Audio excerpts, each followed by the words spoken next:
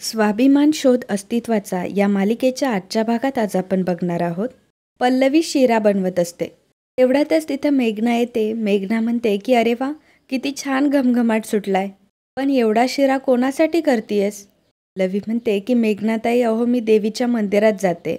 असं आहे ना, आई लवकरात लवकर शुद्धीवर याव्या म्हणून मी देवीला शिरा देऊन प्रार्थना करणार आहे. मग नंतर तिथल्या गोरगरिबांमध्ये मी हा प्रसाद वाटेल. काय आहे ना, आपण सर्वजण आपल्या पद्धतीने प्रयत्न करतोय, पण देवाचे आशीर्वाद सुद्धा महत्त्वाचे आहेत. भावरी म्हणते की तू जाऊबाईंसाठी खूप कष्ट घेतीयस. मोठ्या जाऊबाईंनी जसा होम हवनचा दिखावा केला तसा नाही. पल्लवी म्हणते की खरं तर शिरा करताना मला कटू प्रसंगाची आठवण आली होती. मोठ्या आईने होम हवनचा एवढा मोठा घाट घातला, पण त्यांच्या मनात काय होतं, त्यांचे हेतू किती शुद्ध होते हे आपल्याला सगळ्यांना नंतरच कळलं. भावरी म्हणते की जाऊ दे, नको त्या जुन्या आठवणी. तुझा हेतू चांगला आहे तर तुला देवाचे आशीर्वाद नक्की मिळणार. मेघना म्हणते की ठीक आहे, तुझा शिरा करून झाला असेल तर देवळात जा तू आणि प्रसाद वाटून ये. मेघनाचं हे वाक्य विनायकने ऐकलेलं असतं. विनायक मनात म्हणतो की ओ नो, ही खरंच देवळात निघाली आहे. आईला तर मी नुसती थाप मारली होती, पण आता हे खरंच. नो नो, या दोघींची भेट झाली तर मात्र खूप अवघड होऊन बसेल. या दोघींची भेट होता कामा नये. विनायक मोठ्या आईला फोन लावायला लागतो. तेवढ्यात मेघना म्हणते की अहो, तुम्हाला काही हवंय का? नाही म्हणजे आलात आणि लगेच निघालात. विनायक म्हणतो की अगं, ते चहा हवा होता मला, म्हणून मी आलो होतो, पण तुम्ही जरा सगळेच बिझी दिसताय. पल्लवीला पण देवळात जायचंय ना, असू द्यात, नंतर घेईल मी चहा. मेघना म्हणते की हो, चहाच हवाय ना, त्यात काय एवढं, लगेच होईल चहा, मी देते आणून. विनायक म्हणतो की ठीक आहे, मी आहे बाहेर. इकडे हॉलमध्ये येऊन विनायक मोठ्या आईला फोन करत असतो, परंतु ती काय फोन घेत नाही. तो म्हणतो की घराबाहेर तर गेली नसेल ना लगेच. इकडे पल्लवी मंदिरात जाण्यासाठी निघालेली असते. विभावऱ्यांनी प्रसादाची बॅग पल्लवीकडे दिलेली असते. मंदिरात गेल्यानंतर काय काय करायचं याच्या सूचना विभावरी पल्लवीला देत असते. विनायक म्हणतो की आता काहीही करून हिला थांबवायलाच हवं. आईचा प्लॅन हाणून पाडायलाच हवा. काय करू मी आता? विनायक पल्लवीजवळ जातो आणि म्हणतो की पल्लवी, तू देवळात निघाली आहेस का? पल्लवी म्हणते की हो, सकाळी सकाळी जाऊन आलेलं बरं. विनायक म्हणतो की नाही म्हणजे आदिती काकूसाठी तू हे सर्व प्रेमाने करतीयस ते ठीक आहे, म्हणून लगेच देवळात जायची गरज नाही आहे. अगं, तुझी परीक्षा जवळ आली आहे, तुझा अभ्यास महत्त्वाचा आहे. तू दिवसभर अभ्यास कर, मग नंतर संध्याकाळी आपण सर्व मिळून देवळात जाऊयात. पल्लवी म्हणते की नको दादा, म्हणजे सगळ्यांसोबत जायला काही हरकत नाही आहे, पण आता माझ्या मनात आलंय तर मी जातेच ना, आणि प्रसादही बनवून झालाय तर मी लगेच जाऊन येते. पल्लवी काहीही ऐकत नाही आणि ती तिथून निघून जाते. इकडे मोठी आई मंदिरात आलेली असते. ती देवाकडे प्रार्थना करत असते की देवा, ही पल्लवी लवकर येऊ देत. आज गेले काही दिवस मी तिच्या फक्त मागावर आहे, पण आज ना मला शेवटचा घाव घालायचा आहे. पल्लवीच्या मदतीने मला त्या घरात पुन्हा प्रवेश मिळवायचा आहे, आणि मुळात म्हणजे खायची प्यायची चिंताच मिटेल. संस्थेत एवढी मोठी रक्कम भरण्याची कटकटही मिटेल. देवी आई, तुझे आशीर्वाद असू देत ग, सगळं मनासारखं होऊ देत. आता एक माणूस तिथून चाललेला असतो आणि मोठ्या आईला भिकारी समजून 10 रुपयाची नोट मोठ्या आईच्या हातात देतो.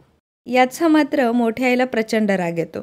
तो माणूस पुढे निघून जातो. मोठी आई त्याच्या मागून जाते. मोठी आई म्हणते की ओ, हे काय करताय तुम्ही? तो माणूस म्हणतो की तुम्हाला अजून पैसे हवेत का? मोठी आई म्हणते की तुम्ही काय मला भिकारी समजलात? अहो, खूप मोठ्या घरची सून आहे मी, श्रीमंत घरची सून आहे. माझी ऐपत जर तुम्हाला समजली ना तर डोळे पांढरे होतील तुमचे. मला भिकारी समजताय? तेवढ्यातच मोठ्या आईला पल्लवी तिकडनं आलेली दिसते, आणि मग मोठी आई आपलं रूप चटकन बदलते आणि पुन्हा भिकाऱ्याचा सोंग घेते. ती त्या माणसाला म्हणते की दादा दादा, तुमचे खूप उपकार झाले बघा. मी ना खूप श्रीमंत घरची सून आहे, पण बघा ना माझ्यावर काय वेळ आली आहे ते. अजून पैसे द्या ना मला, मी कालपासून काहीच खाल्लेलं नाही आहे. बघा ना, काही बिस्किटाचा पुडा वगैरे मिळाला तर खूप उपकार होतील हो दादा तुमचे. ही व्यक्ती अजून 10 रुपये देते आणि तिथून निघून जाते. इकडे पल्लवी मंदिरात आलेली असते आणि मोठी आई झाडामागे लपलेली असते. ती तिला पाहत असते. मोठी आई म्हणते की अरे वा, सावज आता टप्प्यात आलेला आहे. आता झडप घालून एका फटक्यात शिकार करते. ती आपल्या भोवती ब्लँकेट घेते. इकडे पल्लवी मंदिरात आलेली असते. देवीची ती पूजा करत असते.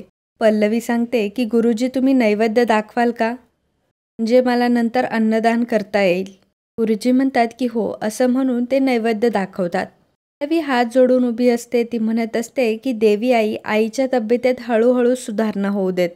लवकरात लवकर फक्त त्या शुद्धीवर येऊ देत. ती त्यांना स्वतःच्या हक्काच्या घरात घेऊन आले. त्यांना त्यांच्या घरात राहण्याचा आनंद कधी मिळालाच नाही. आता ते घर खऱ्या अर्थानं त्यांचं झालंय. त्या घराचं घरपण त्यांना अनुभवता येऊ देत. राग, द्वेष, सत्तेची हाव, या सगळ्या गोष्टीपासून आमचं घर मुक्त झालंय. आता हे त्यांनाही बघू देत. आपल्या माणसाच्या प्रेमाचा आनंद त्यांनाही अनुभवू दे. स्वतःच्या मुलावर प्रेम करून मुलाच्या प्रेमात प्रत्यक्ष न्हाऊन निघू देत. त्यांना ज्या लोकांनी स्वतःच्या मुलापासून तोडलं त्यांचा आमच्याशी संबंध तुटलाय. आता हे त्यांनाही दिसू देत. एवढं दान माझ्या पदरात टाक देवी आई, असं म्हणून पल्लवी देवी मातेला वंदन करते. इकडे विनायकला नाश्ता वाढलेला असतो. विभावरी म्हणते की अरे विनायक खा ना, आणि मगाशी तू पल्लवीला देवळात जाऊ नकोस असं का म्हणत होतास? मेघना म्हणते की मलाही आश्चर्य वाटलं. विभावरी म्हणते की अरे ती आदिती जाऊबाईंसाठी प्रार्थना करायला जाणार आहे मंदिरात. तू तिला का नको म्हणत होता हे आम्हाला कळलंच नाही. तिला मनापासून वाटते हे सर्व करावं, तर मग त्याच्यात हरकत काय आहे? तर शांतनू देखील त्याच वेळी जिना उतरून खाली येत असतो. विनायक म्हणतो की अगं काकू, पल्लवी घराबाहेर पडल्यावर काय होतं हे आपल्या सर्वांना माहिती आहे. आई काही ना काही करून तिला बरोबर भेटते. म्हणजे पल्लवी घराबाहेर पडली की आपण किती गरीब आहोत, आपल्यावर कशी परिस्थिती आली आहे हे तिला दाखवायचं. आईबाबांचा प्लॅन आहे ग, आणि आपली पल्लवी तर खूप साधीभोळी आहे. तिला ह्या सगळ्या चाली प्लॅनिंग काही कळत नाही. त्यांच्या जाळ्यात ती पुन्हा अडकू नये, नवीन कुठला इश्यू क्रिएट होऊ नये म्हणून मी सांगत होतो. बाकी काही नाही की देवळात जाऊ नको वगैरे. मेघना म्हणते की खरंय तुमचं, असं होऊ शकतं. विनायक म्हणतो की त्या दिवशी बघ ना, शांतनूच्या मित्राच्या घरी आई पोहोचली. ती जर तिथे जाऊ शकते तर देवळात अगदी शक्य जाऊ शकते. माझं तर तेच मनात आलं होतं म्हणून मी पल्लवीला सांगत होतो. आता पुढे काय घडतंय काय माहिती. शांतनूने हे सर्व ऐकलेलं असतं. नाश्ताही घेत नाही, काही घेत नाही, आणि तसाच थेट बाहेर निघून जातो. मेघना म्हणते की हे असे घाईघाईने निघून का गेलेत? विनायक म्हणतो की ते कशासाठी गेलेत हे फक्त मला माहिती आहे. इकडे काय होणार आहे याचा मी गेस करू शकतो. पल्लवी, आज तुझंही काही खरं नाही आणि आईचं सुद्धा. इकडे गुरुजी सांगतात की नैवेद्य दाखवलाय, अन्नदान करायला काहीही हरकत नाही. सगळ्यात सुरुवातीला पल्लवी गुरुजींना प्रसाद देते. गुरुजींना ती नमस्कार करते आणि नंतर पल्लवी सर्वांना प्रसाद वाटप करत असते. सुरुवातीला ती मोठ्या आईला बघत नाही, परंतु मोठी आई पल्लवीला बघत असते.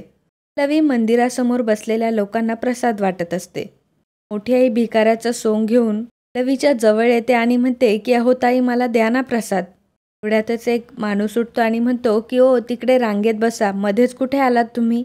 मोठी आई म्हणते की अहो ताई, 2 दिवस झाले काही खाल्लं नाही हो, भूक लागली आहे, मला द्या ना प्रसाद. मोठी आई रांगेत बसलेली असते आणि तिथे एका बाईला सांगत असते, अहो काय सांगू तुम्हाला, घरच्यांचा विश्वासघात केला. वैऱ्यावर सुद्धा वेळ येऊ नये अशी वेळ आली आहे माझ्यावर. हो, चांगल्या घरात नांदत होते हो मी, पण दुर्बुद्धी सुचली. अहो, आपल्याच पापांची शिक्षा भोगतीये मी.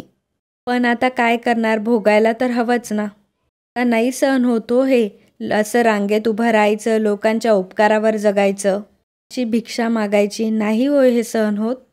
पल्लवी ह्या सगळ्या गोष्टी ऐकत असते. मोठी आई म्हणत असते की पुतण्याला खूप छळलं मी, मुलांना त्रास दिला, आता त्याच कर्माची फळं भोगतीये मी. हो, खूप पश्चाताप होतोय, पण आता काय उपयोग. देवीचा प्रसाद पण नाहीये नशिबात, राहील उपाशी आता मी. आता जाते मी, असं म्हणून पल्लवी तिथून निघून जायला लागते. पल्लवी म्हणते की ताई थांबा, हे घ्या देवीचा प्रसाद, अजून पाहिजे असेल तर सांगा मला. देवीच्या दारातून असं निघून जायचं नसतं, हवं तर इथं बसा आणि खाऊन घ्या. मोठी आई म्हणते की तुमचे खूप उपकार झाले हां. असं म्हणून मोठी आई आपल्या चेहऱ्यावरील ब्लँकेट दूर करते. मोठ्या आईला बघितल्यानंतर पल्लवीला मात्र आश्चर्याचा धक्काच बसतो. पल्लवी म्हणते की तुम्ही? इकडे शांतनू मंदिरात यायला निघालेला असतो. त्याला एकच काळजी लागून असते, विनायकचं बोलणं त्याला आठवत असतं. त्यामुळे तो आणखीनच घाबरलेला असतो. इकडे मोठी आई देखील पल्लवीकडे बघून अजून आश्चर्य दाखवते आणि मग मोठी आई हसत हसत तिथून क्रूरतेने निघून जाते. पल्लवीला आता मोठ्या आईचं बोलणं आठवतं. मुलांना खूप त्रास दिला, पुतण्याला छळला, आता त्याच कर्माची फळं भोगते. इकडे शांतनू मंदिरात आलेला असतो. पल्लवी प्रसाद एका बाईला देत असते. तिचं लक्ष हे मोठ्या आईकडेच असतं. शांतनू गाडीतून खाली उतरलेला असतो. मोठी आई तिथून चाललेली असते. इकडे पल्लवी धावत पळत मोठ्या आईकडे चाललेली असते. शांतनू तिकडनं येत असतो. शांतनू आणि पल्लवी एकमेकांच्या समोर आलेले असतात. शांतनू मोबाईलमध्ये बघत चाललेला असतो आणि त्याचवेळी शांतनू एका व्यक्तीला धडकतो. त्यामुळं त्या दोघांचीही चुकामुक होते आणि दोघंही एकमेकांना बघत नाहीत. शांतनू पायऱ्या चढून देवीच्या मंदिरात जातो. आल्या आल्या देवीच्या पाया पडतो. इकडे पल्लवी मात्र निघून चाललेली असते आणि शांतनू इकडे मंदिरातच शोधत असतो. पल्लवी काय त्याला सापडत नाही. मग तो गुरुजींना विचारतो, का मुलीला बघितलं का तुम्ही? ॲक्च्युली लग्न झालेली, प्रसादाला अन्नदानासाठी आली होती. जी सांगतात की हो, एक बाई आल्या होत्या, अन्नदान करून गेल्या असतील त्या. काही प्रॉब्लेम आहे का? शांतनू म्हणतो की नाही नाही, काही प्रॉब्लेम नाही, ती माझी बायको आहे, काही प्रॉब्लेम नाही, बघतो मी. असं म्हणून शांतनू तिथून निघून जातो.